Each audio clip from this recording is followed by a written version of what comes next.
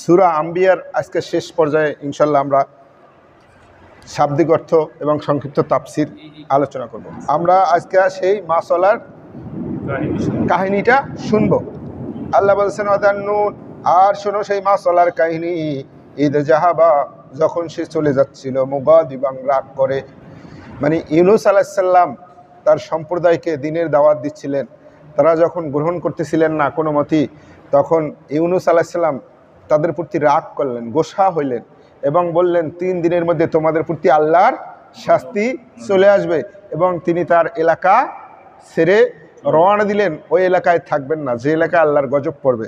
তা আল্লাহ বললেন ঈদে যাহাবা, যখন সে রওনা দিল মুগাদিবান, রাগ করে, ফাযান্না, নিজে নিজে ধারণা করলো, আল্লাহ নাকদির আলাইহি, আমি তার উপর কোনো কর্তৃত্ব করতে পারবো না।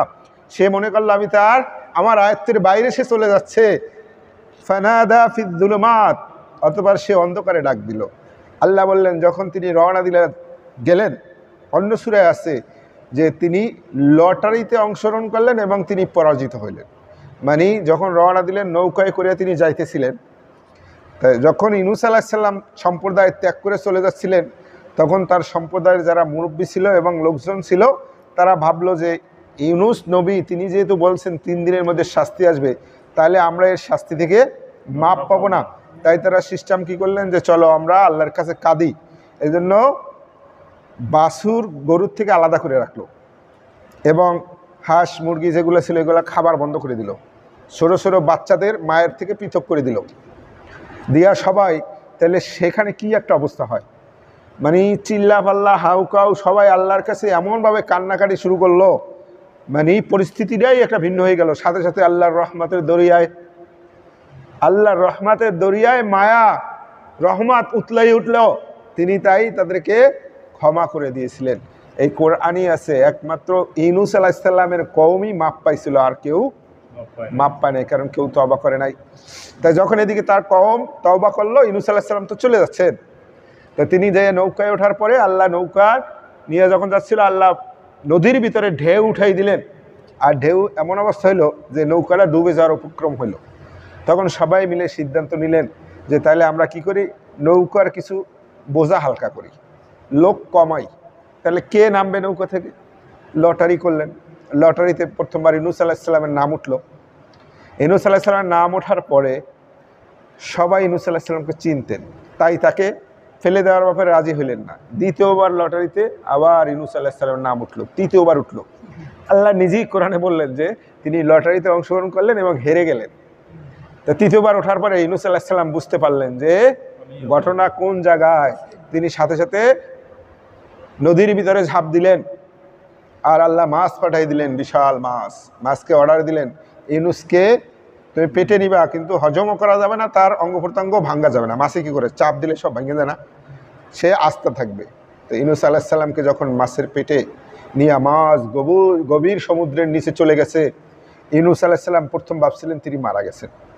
তো পরে যখন শুনতেছেন তাসবিহ পাঠের শব্দ, তো তিনি ওখানে মাছের পেটে বসে বললেন যে এখানে কার তাসবির আওয়াজ শোনা যায়? তখন আল্লাহ তাআলা ওহী পাঠাই দিলেন যে ওই নদীর ভিতরে আমার সৃষ্টি আছে, তাদের তাসবিহ তুমি শুনতেছো। তখন তিনি ওখানেই নামাজে দাঁড়াই গেলেন এবং বললেন, আল্লাহ নিজের ভাষায় বলছেন, ফানাদা ফিজ যুলুমাত, সে অন্ধকারে বসে আল্লাহকে ডাক দিল। মাছের অন্ধকার, গভীর সমুদ্রের অন্ধকার, অন্ধকারের মধ্যে অন্ধকার। আল্লাহ বললেন ফানাদা ফিজ যুলুমাত, সে অন্ধকারে ডাক দিল, আল্লাহ ইলাহা ইল্লা আনতা, লা ইলাহা ইল্লা আনতা, হে আল্লাহ তুমি ছাড়া সত্যিকার কোনো ইলাহ নাই, সুবহানাকা, আল্লাহ তুমি পবিত্র, ইন্নী কুনতু মিনাজ যালিমিন, ইন্নী কুনতু, নিশ্চয়ই আমি, মিনাজ যালিমিন, আমি জালেমদের অন্তর্ভুক্ত। ইউনূস আলাইহিস সালাম বুঝতে পারলেন, তিনি যখন এই দোয়া পড়লেন, আসমানে আল্লাহর নৈকট্যশীল ফেরেশতারা আল্লাহকে বলতেছেন, আল্লাহ এই ক্ষীণ আওয়াজ কার শোনা যাচ্ছে, আমাদের কাছে পরিচিত মনে হচ্ছে। আল্লাহ বললেন, এই হইল ইউনূস ইবনে মাত্তার, সে মাছের পেটে আছে, সে মাছের পেটে আসে। তখন ফেরেশতারা বললেন যে আল্লাহ ইতিপূর্বে তার মকবুল জিকির আজকার, আল্লাহ তার দোয়া তুমি সব সময় কবুল করছো, এখন কি তার দোয়া কবুল করবা না? আল্লাহ বলছেন অবশ্যই আমি কবুল করছি, তার দোয়া অবশ্যই কবুল করব। আল্লাহ অন্য সূরায় বলছেন, যদি ইউনূস ওখানে সারেন্ডার না করতো, আল্লাহর কাছে ক্ষমা না চাইতো, সে কিয়ামত পর্যন্ত মাছের পেটের ভিতরে থাকতো। কোরআনের আয়াত, আল্লাহ নিজে বলছেন ওই মাছের পেটই তার জন্য বন্দিশালা হইতো। তিনি যখন এই দোয়া করলেন, আল্লাহ তার দোয়া কবুল করলেন। আল্লাহ বলছেন ফাস্তাজাবনা লাহু, ফাস্তাজাবনা লাহু, আমি আল্লাহ তার দোয়া কবুল করে নিলাম। ওয়ানাজ্জাইনাহু, আর তাকে মুক্তি দিলাম মিনাল গাম্মি, এই দুরবস্থা থেকে। তখন মাছের পেটে ব্যথা উঠলো। মাছ ঘুরতে ঘুরতে ঘুরতে ঘুরতে যাইয়া নদীর তীরে ইউনূস আলাইহিস সালামকে ফেলে দিলেন। তিনি যখন ওখানে ফিরে দিলেন, কি ক্ষীণকায় অবস্থা হয়ে গেছেন, দুর্বল শরীর, তাই না? আল্লাহ সূরার মধ্যেই বলছেন। তা এরপরে আল্লাহ ওখানে একটা লাউ গাছ সৃষ্টি করে দিলেন। এই লাউ কথাটা কিন্তু কোরআনে আছে। আর লাউ খাওয়া কি সুন্নত। এই লাউ গাছ কি জন্য দিলেন? লাউ গাছের গোড়ায় কিন্তু মশা মাছি আসে না, তাই তিনি এই লাউ আর এইগুলা খাইয়ে সুস্থ হইলেন। তা আল্লাহ বলছেন ফাস্তাজাবনা লাহু, আমি তার দোয়া কবুল করলাম। ওয়ানাজ্জাইনাহু মিনাল গাম্মি, আর তাকে এই দুরবস্থা থেকে মুক্তি দিলাম। ওয়াকাযালিকা নুনজিল মুমিনিন, ওয়াকাযালিকা, এভাবে নুনজিল মুমিনিন, আমি মুমিনদেরকেও মুক্তি দিব। এই জন্য আমরা ইউনূস আলাইহিস সালামের দোয়াটাকে ইউনূস দোয়া বলে ফেলাইছি। ডাইরেক্ট আমরা কি বানাইছি? ইউনূস দোয়া। আসলে তো এটা মকবুল দোয়া। তিনি বিপদে পড়ে রক্ষা পাইছেন। আল্লাহ নিজেই বলছেন ওয়াকাযালিকা নুনজিল মুমিনিন, এইভাবেই আমি মুমিনদেরকে রক্ষা করব, শুধু নবীদেরকে না, মুমিনদেরকে। এই জন্য আমরা লাখ লাখ বার ইউনূস দোয়া নিজেরাই বানাই লেছে, তারপর সমস্যা নেই। আমরা তো আল্লাহর বান্দা, আমরা আমাদের যেরকম ইচ্ছা আল্লাহকে ডাকবো, সুর ইসলামের শরীয়তের বিরুদ্ধে না যায়, তাই না? তাই ওই মজার একটা ঘটনা আছে, এই শুনেন। শেখ হাসিনা যখন পালাই গেল না, একদল ফেসবুকে লিখছে যে শেখ হাসিনা পালাই যাওয়ার সময় যে বিপদের যে দোয়াটা পড়বে তার নামও ইউনূস। ব্যস্ত যে দোয়াটা পড়বে, বিপদে পড়ে দোয়াটাও পড়তে পারে নাই, কারণ দোয়াটা পড়তে গেলেও ইউনূস পড়া লাগে, দোয়ায় ইউনূস পড়া লাগে। তাই এই জন্য আল্লাহ বলছেন যে ইউনূসকে শুধু রক্ষা করি নাই, আমি এভাবে মুমিনদেরকেও রক্ষা করে যাব। ওয়া জাকারিয়া, আর জাকারিয়া, এখানে ছোট একটা কথা বলি। আমরা তো ছোট মানুষ, ছোট নগণ্য বান্দা। যখন ইরানের উপরে ইসরায়েল হামলা করছে, আমেরিকা হামলা করছে, আমরা এখানে বলছিলাম না আল্লাহ তুমি যদি সাহায্য না করো, আল্লাহ আমরা কোরআন কেমনে পড়বো? এই যে প্রতিদিন তোমার কোরআন নিয়ে সামনে তুমি বারবার ওয়াদা করছো আমি সাহায্য করব সাহায্য করব। আল্লাহ কিভাবে যতই মুখ দিয়া বলি অন্তর তো সায় দিবে না, কই আল্লাহ সাহায্য করলো কই? দেখেন আল্লাহ তাআলা সারা বিশ্ব একদিকে আর এক ইরান একদিকে দাঁড়ায় রয়েছে।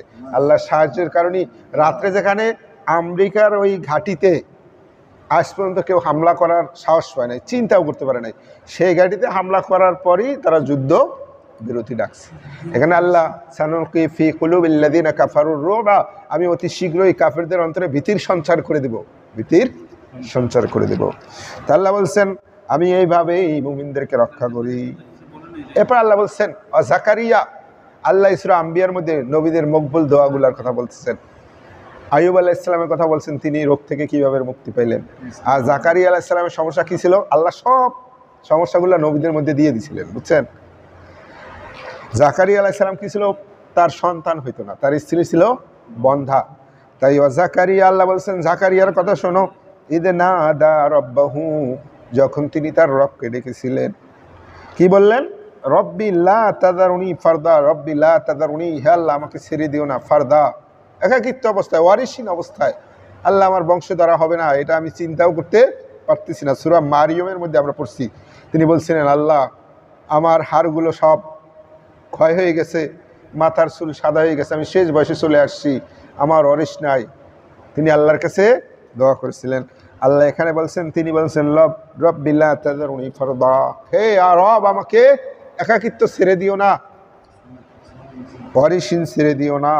ওয়া আনতা খায়রুল ওয়ারিসিন, আল্লাহ তুমি তো উত্তম ওয়ারিসদাতা, আল্লাহ তুমি উত্তম ওয়ারিসদাতা, আমাকে একবার ওয়ারিসহীন অবস্থায় ছেড়ে দিও না, আমাকে একটা সন্তান দান করো। আল্লাহ বললেন ফাস্তাজাবনা লাহু, আমি তার দোয়া কবুল করলাম। তাইলে যারা বন্দা আছি, সন্তানাদি হয় না, তারা কিন্তু এই দোয়াগুলো করতে পারি, এগুলো কিন্তু মকবুল দোয়া। আল্লাহ রাসূল সাল্লাল্লাহু আলাইহি ওয়াসাল্লাম বলছেন প্রত্যেক নবীরই একটা করে মকবুল দোয়া ছিল, তারা পৃথিবীতেই করে গেছেন। আমি আমারটা এখন অবশিষ্ট রাখছি, কিয়ামতের মাঠে আমি আমার উম্মতের জন্য সুপারিশ করার জন্য এই দোয়াটা রেখে দিছি। আমি সেইটা পড়ে সেদিন আমি চাবো আমার উম্মতকে আল্লাহ তুমি মাফ করে দাও। আল্লাহ যেন আমাদেরকে সেই দলে অন্তর্ভুক্ত করার তৌফিক দান করুন, আমিন। তাহলে যারা আমাদের সন্তানাদি হয় না তারা এই দোয়া করতে পারি যে রব্বি লা তাদারুনি ফারদা ওয়া আনতা খায়রুল ওয়ারিসিন। এইগুলা মকবুল দোয়া, এগুলো করলে আল্লাহ অবশ্যই কবুল করবেন। আল্লাহ বললেন ফাস্তাজাবনা লাহু, আমি তার দোয়া কবুল করলাম, ওয়াহাবনা লাহু, আর তাকে দান করলাম ইয়াহইয়া, ইয়াহইয়াকে দিয়ে দিলাম। আল্লাহ বলছেন এই বৃদ্ধ অবস্থায় তার দোয়া আমি কবুল করলাম এবং ইয়াহইয়াকে নিয়ে গেলাম, দিয়ে দিলাম। ওয়াসলাহনা লাহু জাওজা, ওয়াসলাহনা লাহু, আর তার জন্য আমি করে দিলাম পরিবর্তন, জাওজাহু, তার স্ত্রীকে। স্ত্রী যে বন্দা হবে না, আল্লাহ বন্দাত্ব দূর করে দিলেন। ওয়ালাদুন সালিহ, একজন লোক যখন মৃত্যুর দিকে চলে যায় তার সমস্ত আমল বন্ধ হয়ে যায়, থাকে 3টা আমল, তাই না? এর ভিতরে যদি তার কি নেককার সন্তান রেখে যায় সে তার জন্য দোয়া করে, সদকায়ে জারিয়া, আর এমন এলেম যেগুলো সে দান করছে। তো যখন এটা মনে পড়তো যে আল্লাহ আমার যদি সন্তানাদি না হয় তাহলে আমার জন্য কে দোয়া করবে? কারণ হাদিসে আছে কবরের আযাব থেকে একমাত্র দোয়া, সন্তানের দোয়ার কারণেই বাবা মুক্তি পায়। আমি মুক্তি পাওয়ার এই একটাই মাধ্যম পড়লাম যেদিন এই হাদিসটা পড়লাম, যে বাবা মার কবরের শাস্তি হইতেছিল, হঠাৎ করে শাস্তি বন্ধ হয়ে গেছে, তখন এই মৃত্যু ব্যক্তি ফেরেশতাকে জিজ্ঞাসা করতেছে যে আমার শাস্তি কি জন্য বন্ধ হইলো হঠাৎ করে? তখন সে বলতেছে তুমি যে সন্তান রেখে আসছো, সেই সন্তান আল্লাহর কাছে দোয়া করতেছে, সে পড়তেছে বিসমিল্লাহির রহমানির রহিম, বিসমিল্লাহ শুরু করলাম সেই আল্লাহর নামে, রহমানির রহিম, যিনি পরম দয়ালু মেহেরবান। যখন তোমার সন্তান আল্লাহকে রহমান রহিম নাম ধরে ডাক দিছেন, সেই রহমান রহিম আল্লাহ কিভাবে তার বাবাকে শাস্তি দিবেন, এই জন্য তার কবরে আযাব আল্লাহ মাফ করে দিচ্ছেন সন্তানের জন্য। সবার জীবনই আসে, ভয় থাকে, তাই না? ভয় থাকে। তা আল্লাহ বললেন ইন্নাহুম কানু, নিশ্চয়ই তারা ছিল, ইউসারিউনা ফিল খায়রাত, সৎকর্মে ভালো ভালো কাজে অগ্রগামী, সবার আগে দৌড়ে যাইয়া জাকারিয়া আলাইহিস সালাম সৎকর্ম করতেন। সৎকর্ম যেখানে ছিল সেটার আগে আগে ছিলেন। দেখেন দোয়া কবুল হওয়ার কিছু ব্যক্তিগত আমলও লাগে। আল্লাহ বলছেন তাদের দোয়া আমি কেন কবুল করছি? ইন্নাহুম কানু ইউসারিউনা ফিল খায়রাত, তারা ছিল সৎকর্মে খুবই অগ্রগামী, সবার আগে যে সৎকর্ম করতো। ওয়ায়াদউনানা, আমাকে ডাকতো, রাগাবান ওয়া রাহাবা, একেবারে বিনীতভাবে নম্রভাবে ভয় এবং আশার মাধ্যমে কাতর কণ্ঠে আমি আল্লাহকে সে ডাকতো, প্রার্থনা করতো। ওয়া কানু লানা খাশিঈন, আর তারা ছিল আমার প্রতি বিনীত, আমি যা অর্ডার করতাম সেটাই তারা মানতো। নিজের চিন্তার উপরে আল্লাহর হুকুমকে অগ্রাধিকার দিত। মন চায় এইটা করব, কিন্তু না, আল্লাহ নিষেধ করছে, সাথে সাথে ওখান থেকে তারা ফিরে আসতো।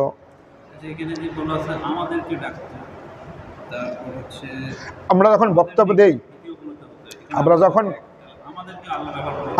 আমরা যখন কথা বলি, যে আমরা বলতেছি, আমি কিন্তু বলি না, মানুষই এইটা বলি। সম্মানিত ব্যক্তি যখন কথা বলে তখন তৃতীয় শব্দটা ব্যবহার করতে হয়, থার্ড পারসন হিসেবে কথা বলে। দেখবেন সবাই, কেউ কিন্তু প্রধানমন্ত্রী যখন কথা বলে যে আমরা কই বলে আমরা এটা করব, আমরা এটা করব, বা আমরা এটা করব, এই সিস্টেমটা লেখা।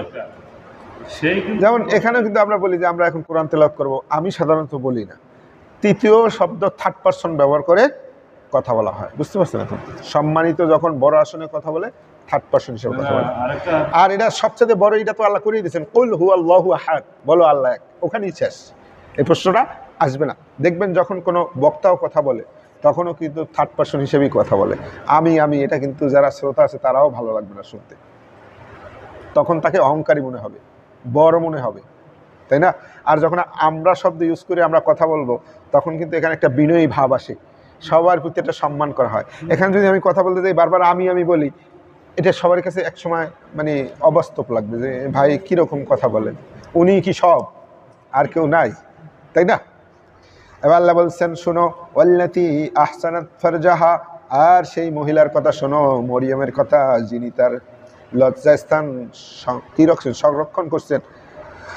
ফানাফাখনা ফিহা মির রূহিনা, আমি তাকে আমার নিজের থেকে রূহ দিয়ে দিয়েছিলাম। ওয়াজআলনাহা, তাকে করে দিয়েছিলাম, ওয়াবনাহা, তার সন্তানকে, আয়াতাল লিল আলামিন, বিশ্ববাসীর জন্য নিদর্শন, যে পিতা ছাড়াও সন্তান হয়। আদম আলাইহিস সালামকে সৃষ্টি করছেন, তার বাবা মা ছিল না, হাওয়া আলাইহিস সালামকে সৃষ্টি করছেন, তার মা ছিল না পুরুষের ভিতর থেকে। তাহলে এখন বাকি আছে কি? শুধু মহিলার থেকে সন্তান হওয়া। আল্লাহ তাআলা সেইটা মারিয়াম আলাইহিস সালামের মাধ্যমে দেখালেন যে আল্লাহ চাইলে পিতা ছাড়াও দিতে পারেন। আল্লাহ সিস্টেম করে দিচ্ছেন, গরু দুধ দেবে, সেই দুধ খাবেন। কিন্তু আল্লাহ ইচ্ছা করলে ওই সিস্টেম ছাড়াও দিয়ে দিতে পারতেন, যেটা জান্নাতে থাকবে, দুধের নহর, শরাবের নহর, ওখানে কোনো গরুর প্রয়োজন হবে না। আবার গরুটাকে কাটলে আপনি এক ফোঁটাও দুধ পাবেন না, এটা আল্লাহ সিস্টেম করছে। তা আল্লাহ বলছেন যে শোনো, এই যে আমি সমস্ত নবীদের কথা বললাম, ইন্না হাদিহি উম্মাতুকুম, এরা সবাই এক জাতি, উম্মাতা ওয়াহিদা, সবাই একই জাতি, আনা রব্বুকুম, আর আমি আল্লাহ তোমাদের রব, ফাবুদুন, সুতরাং আমার ইবাদত করো। মানুষের মধ্যে যে বিভিন্ন ধর্ম, গোত্র, বর্ণ আছে না, আল্লাহ এর মাধ্যমে এটার ফয়সালা করে দিলেন। শোনো, এই যে এক এক করে নবীদের কথা আমি বললাম, সব একই উম্মত ছিল, আমারই প্রেরিত রাসূল ছিল। ওয়ানা রব্বুকুম, আর আমি তোমাদের সবারই রব, ফাবুদুন, আমার ইবাদত করো। যেহেতু আমি সৃষ্টি করছি, বিভিন্ন দেবদেবী কেন বানাবা? তোমরা নবীর নামকে আলাদা হয়ে গেছো, কিন্তু তোমাদের নবীরাই তো আমি আল্লাহ আমার ইবাদত করতো, তাহলে তোমরা কারা? আল্লাহ বলছেন ওয়ানা রব্বুকুম ফাবুদুন, আমি তোমাদের রব, সুতরাং তোমরা আমার ইবাদত করো। আল্লাহ বলছেন তাকাত্তাউ আমরাহুম বাইনাহুম, তারা মতভেদ করে নিজেরা ভাগ হয়ে গেছে। দেখেন আজ শিয়া সুন্নি এমনভাবে ভাগ হয়েছে, ইরানে আক্রমণ করার পরে যতগুলা জায়গায় বিক্ষোভ হয়েছে সব শিয়ারা করছে, পাকিস্তানে করছে, বাংলাদেশে যত জায়গায় বিক্ষোভ হয়েছে সব শিয়ারা করছে। কে এই ভাগ করলো? যেখানে ইহুদি খ্রিস্টানরা মুহূর্তের মধ্যে এক হয়ে যাচ্ছে, জার্মানি, অস্ট্রেলিয়া, ফ্রান্স, আমেরিকা সব মুহূর্তের মধ্যে এক হয়ে যাচ্ছে। অস্ট্রেলিয়া প্রথম বলছিল যে আমরা এর মধ্যে নাই, পরে আবার বিবৃতি দিছে আমরা আমেরিকার সাথে আছি। আর সেখানে আমরা মুসলিমরা শিয়া সুন্নি ভাগ হয়ে গেছি। আচ্ছা, অস্ত্র না দিতে পারি, টাকা তো দিতে পারতাম, তাই না? অস্ত্র দিলে দেখবে, টাকা দিলে তো আর দেখবে না। ইরানের টাকা হলেই তো হয়, আমাদের কাছে তো টাকা আছে, বিলিয়ন বিলিয়ন ডলার আছে। আমেরিকাকে আমরা 400 বিলিয়ন ডলার দিতে পারি, 1000 বিলিয়ন ডলার দিতে পারি, ইরানরে দিলে সমস্যা কি, তাই না? কিন্তু আল্লাহ বলছেন সবই এক উম্মাত ছিল, এরা নিজেরা ভাগ হয়ে গেছে। কুল্লুন ইলাইনা রাজিউন, যতই ভাগ হয়ে যাও, কুল্লুন সবাইকে, ইলাইনা আমার কাছে, রাজিউন ফেরত আসতে হবে। আল্লাহ বলছেন নিজেরা নিজেদের কর্মকে ভাগ করে নিছো, আলাদা আলাদা হয়ে গেছো, বর্ণ গোত্র নিজেরা করে নিছো, কিন্তু জেনে রাখো কুল্লুন ইলাইনা রাজিউন, সবাইকে আমার কাছেই ফেরত আসতে হবে। এবার আল্লাহ বলছেন ফামান ইয়ামাল মিনাস সালিহাত, ফামান ইয়ামাল, যে করবে, মিনাস সালিহাত, সৎকর্ম, ও হুয়া মুমিনুন, এবং সে মুমিন হবে, বিশ্বাসী হবে, ফালা কুফরান লিসাইহি, আল্লাহ বলছেন তার চেষ্টাকে কখনোই বৃথা যেতে দেওয়া হবে না। দেখেন আল্লাহ এখানে বলছেন কি, দেখছেন লাস্টের কথাটা, তোমরা যতই ভাগ হও, সব তো একই জাতি ছিল, আমি রব, আমার ইবাদত করো, কিন্তু তোমরা ভাগ হয়ে গেছো। শুনে রাখো, সবাই আমার কাছে ফেরত আসবা। এই ভাগ, গোত্র, বর্ণ আল্লাহ সব বাদ দিয়েছে। এখানে বলছেন ফামান ইয়ামাল মিনাস সালিহাতি ওয়া হুয়া মুমিন, যদি কেউ মুমিন হয় এবং সৎকর্ম করে, সে শিয়া সুন্নি আল্লাহ এগুলা কিচ্ছু দেখবেন না। আল্লাহ বলছেন ফালা কুফরান লিসাইহি, এই বর্ণগোত্রের জন্য তার চেষ্টাকে আল্লাহর কাছে কখনোই বাদ যাবে না। এই ভাগ করে কারা? যারা ক্ষমতায় থাকে তারা, তাই না? ক্ষমতায় থাকে, সে দেশ চালানোর জন্য এরকম নিজে করিয়া ভাগ করে নেয়। আল্লাহ বলছেন আমার কাছে ওই ভাগ না, ইন্না আকরামাকুম ইনদাল্লাহি আতকাকুম, আল্লাহর কাছে তোমাদের মধ্যে সবচেয়ে সম্মানিত হলো সে যে আল্লাহকে ভয় করে। ওয়া ইন্না লাহু কাতিবুন, আল্লাহ বলছেন আমি তার সমস্ত কাজকর্ম লিখে রাখতেছি। এরপর আল্লাহ বলছেন হারামুন আলা করিয়া, হারামুন, হারাম করে দিলাম, আলা করিয়া, সম্প্রদায়ের জন্য, আহলাকনাহা, তে মৃত্যুবরণ করার পরে, আন্নাহুম লা ইয়ারজিউন, সে আর ফেরত আসবে না। আল্লাহ বলছেন যে মারা যাবে সমস্ত সম্প্রদায়, তারা আর কোনোদিনও ফেরত আসবে না। হাত্তা ইদা ফুতিহাত, এমনকি তখনও না, ইদা ফুতিহাত, যখন খুলে দেওয়া হবে, ইয়াজুজ ওয়া মাজুজ, ইয়াজুজ এবং মাজুজের কপাট খুলে দেওয়া হবে। ওহুম মিন কুল্লি হাদাবিন ইয়ানসিলুন, তারা উপর থেকে দৌড়াই নামতে থাকবে। এখানে ইয়াজুজ মাজুজের কথা আসছে, আর আসছে কোথায়? কাহাফের ভিতরে। আল্লাহ বলছেন ওই লোকগুলো আর কোনোদিনও ফেরত আসবে না। এমনকি ইয়াজুজ মাজুজের জন্য যখন দরজাগুলো খুলে দেওয়া হবে, পাহাড়ের গেটগুলো খুলে দেওয়া হবে, তারা উঁচু ভূমির দিক থেকে আসবে, নিচের দিকে দলে দলে আসতে থাকবে, তখনও এই লোকগুলো আর ফেরত আসতে পারবে না। মানে কি? কিয়ামতের আগে ইয়াজুজ মাজুজ আসবে, তাহলে তখনও এই লোক ফেরত আসবে না। মানে কি? তাহলে যে মারা যায় সে আর কোনোদিনও এই পৃথিবীতে ফেরত আসতে পারবে না। তাহলে আল্লাহ পৃথিবীর জন্য কত ভয়ঙ্কর জিনিস রেখে দিচ্ছেন। আল্লাহ রাসূল সাল্লাল্লাহু আলাইহি ওয়াসাল্লাম যখন ইয়াজুজ মাজুজের কথা বলতেছিলেন, সাহাবীরা এমন ভয় পেয়ে গেলেন, আল্লাহ রাসূল সাল্লাল্লাহু আলাইহি ওয়াসাল্লাম উঠে একটু ভিতরে গেলেম, তিনি আইসা দেখলেন সাহাবীরা ভয়ে জড়সড় হয়ে গেছে। আল্লাহ রাসূল সাল্লাল্লাহু আলাইহি ওয়াসাল্লাম বলছেন, হে সাহাবীরা তোমরা এত ভীত কেন? বলছি, ইয়া রাসূলুল্লাহ সাল্লাল্লাহু আলাইহি ওয়াসাল্লাম, আপনি দাজ্জাল এবং ইয়াজুজ মাজুজ দাজ্জালের কথা এমনভাবে বলছেন, এমনভাবে দাজ্জালের কথা বলছেন যে আমাদের কাছে মনে হলো যে দাজ্জাল মনে হয় এই খেজুর গাছের আড়ালেই আছে। তখন আল্লাহ রাসূল সাল্লাল্লাহু আলাইহি ওয়াসাল্লাম বলছেন, আমার সময় যদি দাজ্জালের আবির্ভাব হয় আমি তার মোকাবেলা করব, কিন্তু দাজ্জাল আসবে একবারে শেষ পর্যায়ে। আমরা তো মনে করছিলাম মনে হয় এইবারই মনে হয় হয়ে গেছে, যে অবস্থা আসছিল এখনও সামনে বলা যায় না। কারণ এই ইসরায়েল তো থামবে না। ইসরায়েল ইরানে আক্রমণ করছে, এখন বলতেছে আমি গাজায় আরও জোরে আক্রমণ করব, দেখবেন লেবাননেও সে আক্রমণ করে বসে থাকবে। ও থামবে না, ও থামবে না, কারণ ওদের রাবিরা বলতেছে দাজ্জালের সাথে তাদের নাকি বৈঠকও হয়েছে, তাহলে ও থামবে না। এই দাজ্জালকে মারার জন্য কে আসবে? ঈসা আলাইহিস সালাম ফেরেশতাদের দানায় ভর করে নামবেন, তারপর তিনি নিজ হাতে দাজ্জালকে জবাই করবেন। জবাই করার পরে এই পৃথিবীতে একমাত্র মুসলিম ছাড়া আর কোনো ধর্ম গ্রহণযোগ্য হবে না, তিনি কুরুশ ভেঙে ফেলবেন। তারপরে আল্লাহ ওহী করবেন যে এখন আমার এমন এক সৃষ্টি বের হবে যাদের মোকাবিলা করার সামর্থ্য তোমাদের নাই, সুতরাং তুমি তোমার লোকজন নিয়ে দুর্গে চলে যাও, পাহাড়ের আড়ালে চলে যাও। ঈসা আলাইহিস সালাম তাদেরকে নিয়ে পাহাড়ের আড়ালে চলে যাবেন। তখন ইয়াজুজ মাজুজ বের হবে, তারা পৃথিবীতে এমন বিশৃঙ্খলা করবে যে পৃথিবীতে আর কোনো কিছু অবশিষ্ট থাকবে না। তখন তাদের মধ্যে একদল দুষ্ট লোক বলবে যে আমরা পৃথিবীর সবাইকে শেষ করছি, এখন আসমানে যে আছে তাকেও আমরা শেষ করবো। তখন সে তীর নিক্ষেপ করবে, মনে করেন রকেট বা এরকম কিছু নিক্ষেপ করবে, আল্লাহ তাআলা সেটার ভিতরে রক্ত লাগাই দিবেন, ওইটা পৃথিবীতে আবার ফেরত আসবে। এদিকে ঈসা আলাইহিস সালাম যাদের নিয়ে দুর্গে আছেন তারা দুরবস্থার মধ্যে পড়ে যাবেন। তখন ঈসা আলাইহিস সালাম মুমিনদের নিয়ে আল্লাহর কাছে দোয়া করবেন, আল্লাহ এই বিপদ থেকে তুমি রক্ষা করো। আল্লাহ তাদের জন্য এমন রোগ পাঠাই দিবেন সবাই মারা যাবে। তখন একটা সময় মুসলমানরা বলতে থাকবেন যে কে আসো নিজের জীবনের ঝুঁকি নেওয়া হইলেও একটু বাইরের তথ্য জানার জন্য যে কি অবস্থা বাইরে। তখন এক ব্যক্তি বের হবেন এই নিয়েতে যে আমি মারাই গেছি, আমার জীবন আর রক্ষা পাবে না, তারপরেও আমি আমার মুসলিম ভাইদের জন্য কিছু একটা করি। তখন তিনি ওই দুর্গ থেকে বের হয়ে এসে দেখবেন যে একটা ইয়াজুজ মাজুজের সম্প্রদায়ের লোকও নাই, তারা সব মারা গেছে। আল্লাহ এখানে বলছেন যে মৃত্যু ব্যক্তি আর কখনোই ফেরত আসবে না, ইয়াজুজ মাজুজ আসার পরেও না, তখনও না। এরপরে আল্লাহ এই সূরা আম্বিয়ার শেষ করছেন খুব কঠিন কঠিন কথা বলে। আল্লাহ বলছেন শুনে রাখো, ওয়াক্তারাবাল ওয়াদুল হক, আল্লাহর যে ওয়াদা আছে সত্য ওয়াদা, সেটা যখন নিকটবর্তী হবে, ফাইদা হিয়া শাখিসা, ফাইদা হিয়া শাখিসা, তখন বিস্ফোরিত হবে আবসার চক্ষুগুলো। আল্লাযীনা কাফারু, যারা কাফের থাকবে তাদের চক্ষুগুলো বিস্ফোরিত হয়ে যাবে। যখন আপনি দেখতেছেন রকেট আপনার সামনে এসে পড়তেছে, আপনার কি অবস্থা হবে? তা আল্লাহ বলছেন কাফেররা তো পরকালে বিশ্বাসই করে না, যখন তারা এই অবস্থা দেখবে পরকালের ভয়ঙ্কর অবস্থা, তখন তাদের চোখ উল্টে যাবে।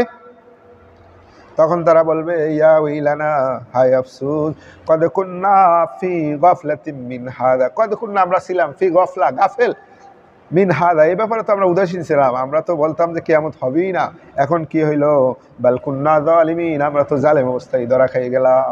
তখন তারা আফসোস করবে, যা এ ব্যাপারে কত উদাসীন ছিলাম, এখন তো জালেম অবস্থায় আমরা ধরে খেয়ে গেলাম। ইন্নাকুম, আল্লাহ বলছেন নিশ্চয়ই তোমরা, ওমা তা'বুদুনা মিন দুনিল্লাহ, আল্লাহকে বাদ দিয়ে যেগুলোর ইবাদত করো, হাসাবু জাহান্নাম, এগুলো সব জাহান্নামের ইন্ধন হবে। সবগুলা কি হবে?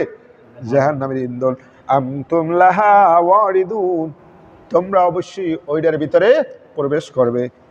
লাউ কানা হাউলাই আলিহা, আল্লাহ বলছেন এগুলো যদি ইলাহ হইতো সত্যিকারে, মা ওয়ারাদুহা, তারা কখনোই জাহান্নামে প্রবেশ করতো না। আকুল্লুম ফিহা খালিদুন, আর ওখানে তারা চিরস্থায়ী হবে।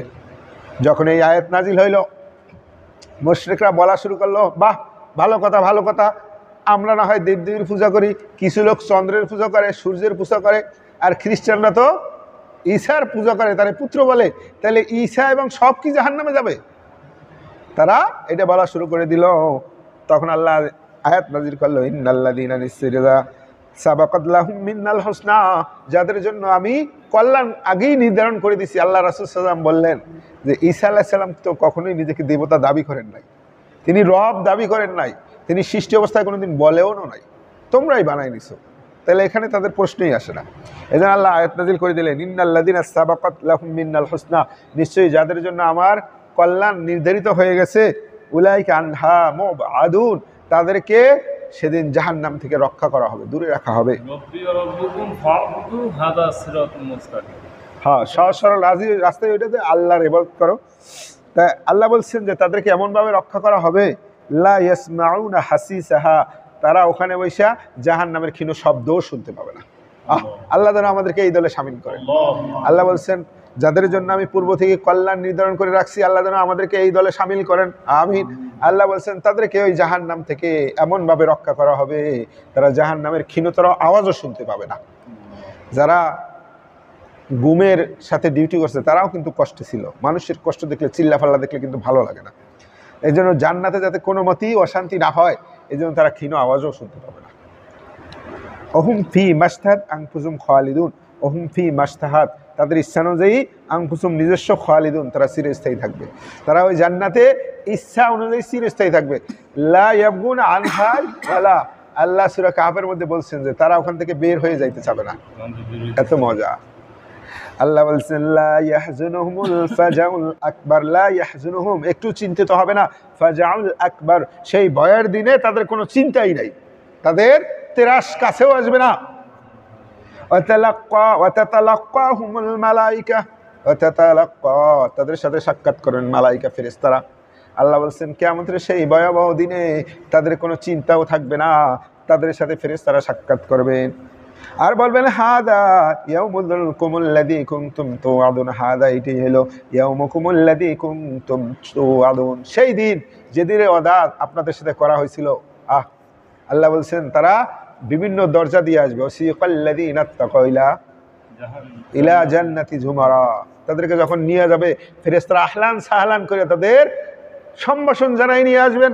আল্লাহ ওইটাই বলছেন ওয়াতাতালাক্কাহুমুল মালাইকা, ফেরেশতারা তাদের সাক্ষাৎ করবেন তাদের সাথে, হাদা ইয়াউমুকুমুল্লাযী কুনতুম তুআদুন, এইটাই হলো তোমাদের সেই ওয়াদার দিন, যে জন্য দুনিয়াতে তোমরা পরিশ্রম করছো, ধৈর্যশীল ছিলা, ফজরের সময়, কঠিন শীতের সময় ঘুম প্রিয় হওয়া সত্ত্বেও তোমরা ঘুম ত্যাগ করে আল্লাহর ডাকে সাড়া দিছো, আজকেই তার বিনিময় আল্লাহ দিবেন। আল্লাহ বলছেন ইয়াউমা, সেই কিয়ামতের দিন, নাতউই, আমি গুটাই নেব সামা, আসমান সমূহকে, কাতাইয়িস সিজিল্লি লিল কুতুব, যেভাবে বইয়ের পৃষ্ঠায় বইটাকে এরকম গুছাই নেওয়া হয়। 7টা আসমান না, 7টা জমিন না, আল্লাহ বলছেন বই যেরকম সবাই গুছাইয়া রাখে, আমি এরকম আসমানটাকে গুটাইয়া নিয়ে আসবো। কামা বাদানা আউয়ালা খালকিন নুঈদুহু, শোনো, কামা বাদানা, আমি সৃষ্টি করেছিলাম, আউয়ালা, প্রথম সৃষ্টির সূচনা আমি করছিলাম, খালকিন নুঈদুহু, আবার আমি আবার তাদেরকে পুনরায় নিয়ে আসবো, সবাইকে আল্লাহ একত্রিত করবেন। ওয়াদান আলাইনা, আল্লাহ বলছেন আমি এটা সত্য ওয়াদা করছি, ওয়াদান আলাইনা, আমি আল্লাহ এই ওয়াদা করছি, ইন্না কুন্না ফাইলিন, আমি এটা করেই ছাড়বো। আল্লাহ বলছেন এটা করেই ছাড়বো, আমি যেহেতু সৃষ্টির সূচনা করছি, আমি এটাকে আবার পুনরায় করেই ছাড়বো, ওয়াদা আমি আল্লাহ দিছি, আর ওয়াদা পুরো করেই ছাড়বো। ওয়ালাকাদ কাতাবনা ফিজ জাবুর, ওয়ালাকাদ কাতাবনা, আমি লিখে দিয়েছিলাম, ফিজ জাবুর, জাবুরের মধ্যে, মিন বাদিদ যিকরি, উপদেশ দেওয়ার পরে, আল্লাহর বাণী, আল্লাহর হুকুম আহকাম দেওয়ার পরে জাবুরের মধ্যে লেখা দিয়েছেন, আন্নাল আরদা, নিশ্চয়ই এই জমিন, ইয়ারিসুহা, উত্তরাধিকারী কারা হবে, ইবাদি আস-সালিহুন, আমার সৎকর্মশীল বান্দা। যখন ইরানে আক্রমণ করছে ইসরায়েল, আমেরিকা, আমি তখন চ্যাট জিপিটির কাছে লিখছিলাম, এর কাছে, যে সারা বিশ্বে মুসলমানরা মার খাচ্ছে, আর কত আমরা ধৈর্য ধরবো, আমাদের কি আল্লাহ সাহায্য করবে না, এভাবে কি আল্লাহ আমাদেরকে এরকম জালেমদের সামনে ছেড়ে দিবে? তখন এআই আমাকে এই আয়াতটাই দিল যে শোনো, তুমি ভয় পাইও না, চিন্তা পাইও না, এখন যদিও মুসলমানরা দুরবস্থায় আছে, আল্লাহর ওয়াদা অনুযায়ী একটা সময় অবশ্যই আসবে।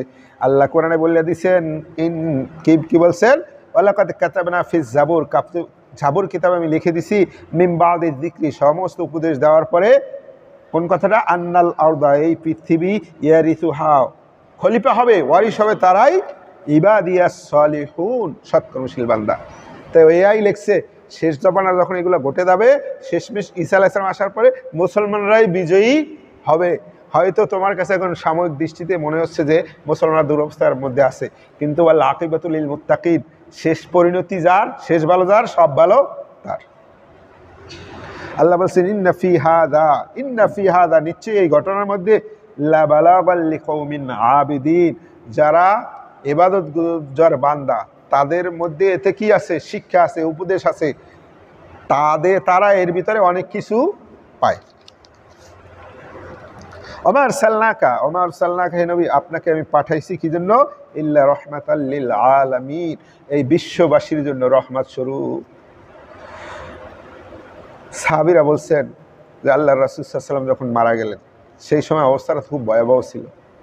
বলছে আল্লাহর রাসূল সাল্লাল্লাহু আলাইহি ওয়াসাল্লামকে যখন আমরা কবরে রেখে দিলাম, কবরে রাখার পরে মাটি চাপা দেওয়ার পরে যখন আমরা উপরে উঠলাম, সাথে সাথে আমাদের অন্তরের শূন্যতা বুঝতে পারলাম, এবং তিনি যে রহমাতুল লিল আলামিন ছিলেন সাথে সাথে আমরা অনুভব করতে পারলাম আমাদের উপর থেকে যে ছায়া চলে গেছে, রহমত চলে গেছে, আমরা পুরোপুরি তখন অনুভব করতে পারলাম।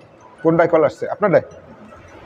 তাই সাহাবীরা বলছেন যে তিনি আসলেই যে রহমত ছিলেন আমরা তখন পুরোপুরি অনুভব করতে পারছি। আল্লাহ রাসূল সাল্লাল্লাহু আলাইহি ওয়াসাল্লামকে যখন আমরা কবরস্থ করার পরে চলে আসলাম, তারপরে তো মুসলমানদের ঐক্য নষ্ট হয়ে গেল।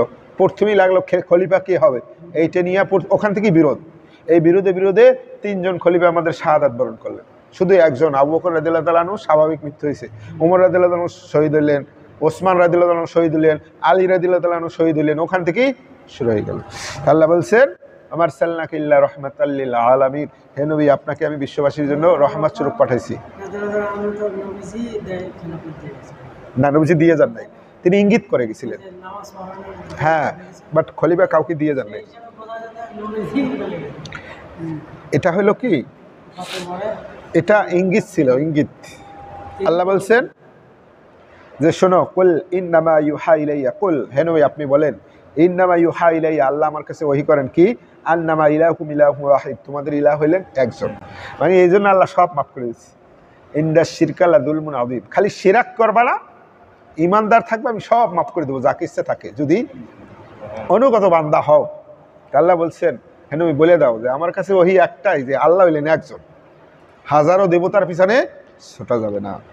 ফাল আনতুম মুসলিমুন, এরপরও কি তোমরা আল্লাহর কাছে আত্মসমর্পণ করবে না? একজনই তো রব, কেন আত্মসমর্পণ করবে না? ফাইন তাওয়াল্লাহ, এরপর যদি ফিরে যাও, ফাকুল বলো আযানতুকুম আলা সাওয়া, আমি আমার দায়িত্ব সম্পূর্ণ পৌঁছাই দিছি তোমাদের কাছে, তোমাদের কাছে যেভাবে আহ্বান করার আমি সব করেছি। ওয়াইন আদরি আকরিব, ওয়াইন আদরি আমি জানি না, আকরিব কাছাকাছি, আম বাইন না দূরে, মা তু আদুন তোমাদেরকে যে ওয়াদা করা হয়েছে সেই কিয়ামত দূরে না কাছে আমি সেটাও জানি না। ইন্নাহু ইয়ালামুল জাহরা মিনাল কওল, প্রকাশ্য কথাও আল্লাহ জানেন, ওয়া ইয়ালামু মা তাকতুমুন, যে সব কথা গোপনে বলা হয় সেটাও আল্লাহই জানেন। আমি জানি না কিয়ামতের যে ওয়াদা দেওয়া হয়েছে সেটা কাছে না দূরে, আমি আল্লাহ রাসূল জানি না। ওয়াইন আউদরি, আর আমি এটাও জানি না, আল্লাহ আল্লাহু ফিতনাতুল লাকুম, তোমাদেরকে যে অবকাশ কিছুদিন দেওয়া হচ্ছে এটা তোমাদের জন্য পরীক্ষা, মাতাউন ইলা হিন, আর কিছুদিনের জন্য জীবন সামগ্রী হইতে পারে, এটা হতে পারে। ক্বালা, আল্লাহ বলছেন, নবী বললেন রব্বিহকুম বিল হাক্কি, হে রব তুমি সত্য ফয়সালা করে দাও। ওয়া রব্বুনার রহমান, আর আমাদের রব হলো কে? রহমান, দয়াময় আল্লাহ। মুস্তাআন, তিনি আশ্রয়স্থল। আলা মা তাসিফুন, তোমরা যেসব দুর্নাম রচনা করো, আমার বিরুদ্ধে যে ঠাট্টা উপহাস করো, এইটার আমাদের আশ্রয়স্থল কে? একমাত্র আমাদের রব। আজকে আমাদের সূরা আম্বিয়া শেষ হলো, ইনশাল্লাহ আমরা আগামীকাল থেকে সূরা হজ থেকে আলোচনা করব। আল্লাহ আমাদেরকে কোরআন বোঝার এবং এই যে আমল করার তৌফিক দান করুন। আল্লাহ আমাদেরকে ক্ষমা করে দিন।